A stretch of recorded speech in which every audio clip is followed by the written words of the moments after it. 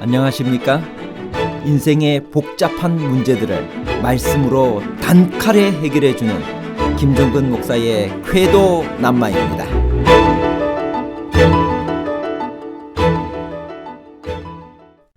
느헤미야가 마지막 개혁 사업 중 이방인들과 결혼한 사람들에 대해서 공개적인 징벌을 한 것은 단순히 혈통 보존이 문제였기 때문인가요? 아니면 민족의 미래가 달린 신앙 보존이 문제였기 때문인가요?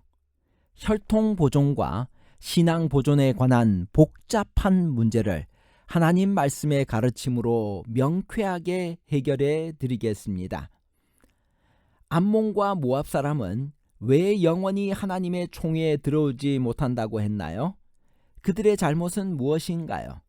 느헤미야 13장 1절. 그날 모세의 책을 낭독하여 백성에게 들렸는데 그 책에 기록하기를 암몬 사람과 모압 사람은 영원히 하나님의 총회에 들어오지 못하리니. 암몬과 모압 족속은 원래 롯의 후손으로서 이스라엘 백성을 도와야 함에도 불구하고 광야에서 그들을 적대시하고 양식과 물을 제공하기를 거절하였으며 모압 평지에서는 발람을 시켜 유혹하기까지 하였으므로 영원히 하나님의 총회에 들어오지 못한다는 벌을 받았습니다. 느헤미야가 잠시 예루살렘을 떠나 있었던 것은 언제였나요? 그 사이에 예루살렘에서는 무슨 일이 일어났나요? 느헤미야 13장 4절. 이전에 우리 하나님의 전의 방을 맡은 제사장 엘리야십이 도비야와 연락이 있었으므로.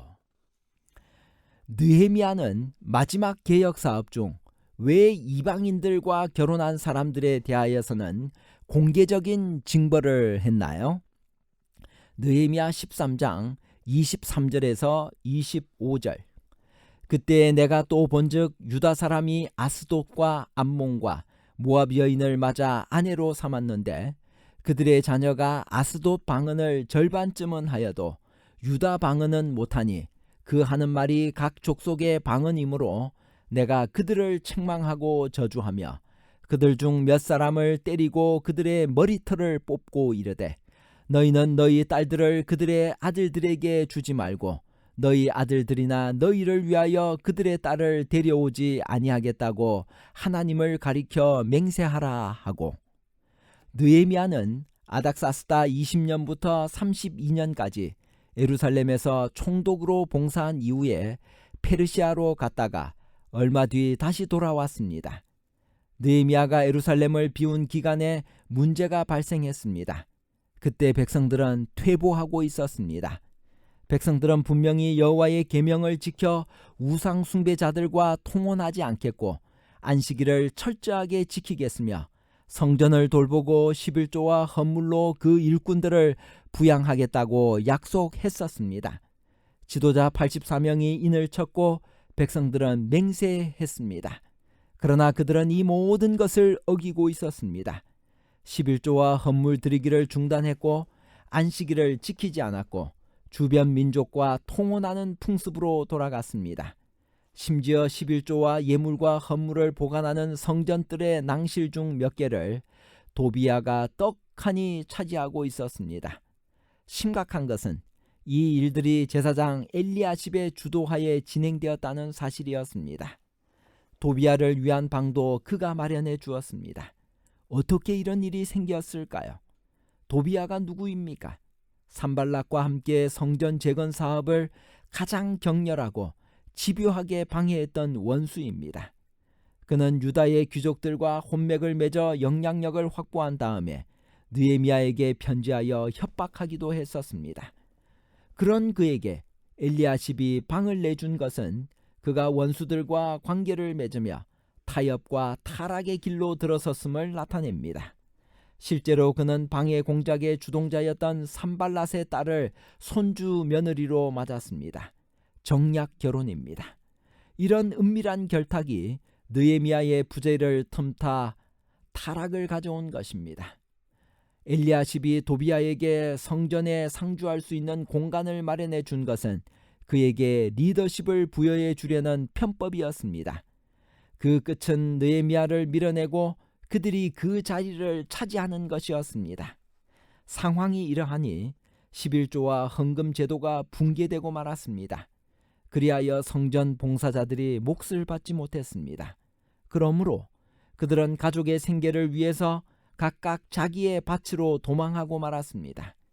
느헤미야가 돌아왔을 때 예루살렘 상황이 이러했습니다. 이에 느헤미야는 다시 단호한 개혁을 시행했습니다.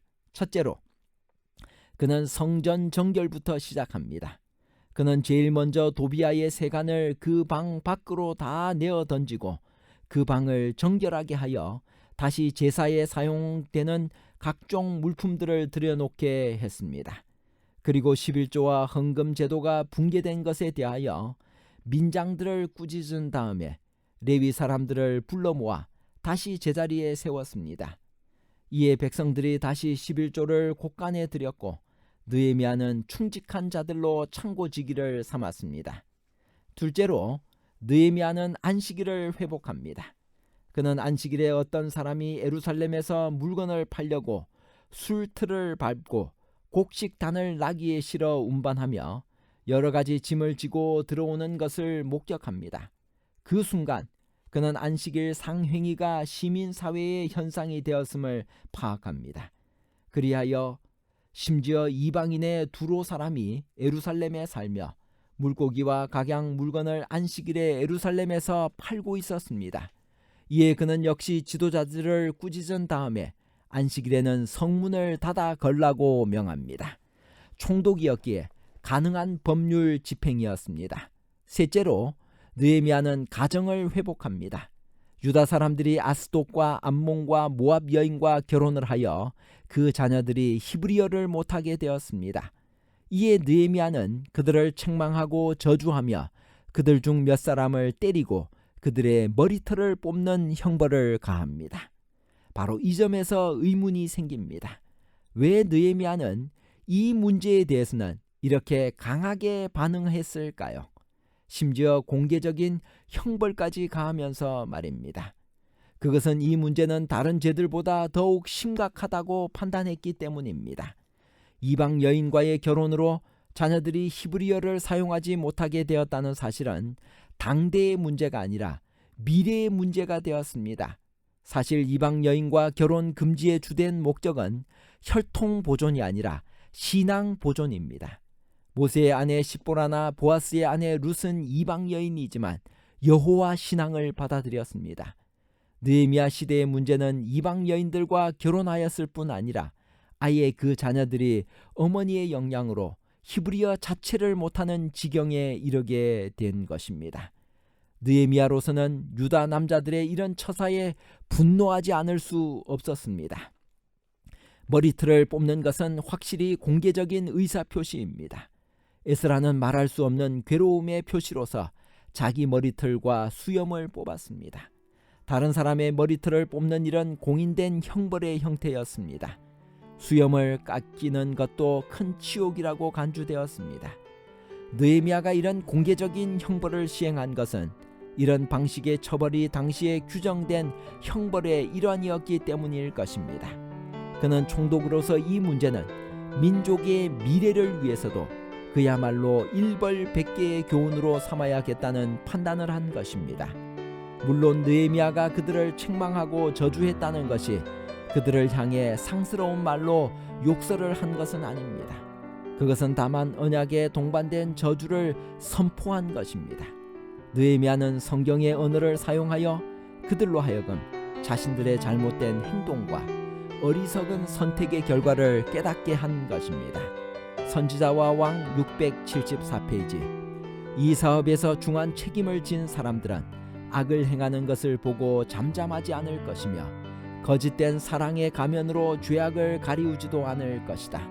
그들은 하나님께서는 사람을 차별치 아니하시고 소수에게 엄중함이 다수에게 은혜가 될 수 있다는 사실을 기억할 것이다. 그들은 또한 죄를 견책하는 사람에게서 언제나 그리스도의 정신이 나타나야 한다는 사실을 기억할 것이다. 결론입니다. 첫째, 느헤미야가 마지막 개혁 사업 중 이방인들과 결혼한 사람들에 대해서 공개적인 징벌을 한 것은 단순히 혈통 보존이 문제였기 때문이 아니라 민족의 미래가 달린 신앙 보존이 문제였기 때문입니다. 둘째, 우리 몸도 하나님의 성전입니다. 성전인 우리 몸 안에도 도비아의 방이 있는지 생각해 보아야 합니다.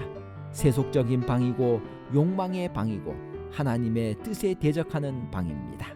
셋째, 안식일을 범하는 것은 안식일을 기억하여 거룩히 지키라는 넷째 계명을 범하는 분명한 죄입니다. 안식일 문제는 날짜 문제이기보다는 근본적으로 하나님께 순종하느냐 않느냐의 문제입니다. 감사합니다.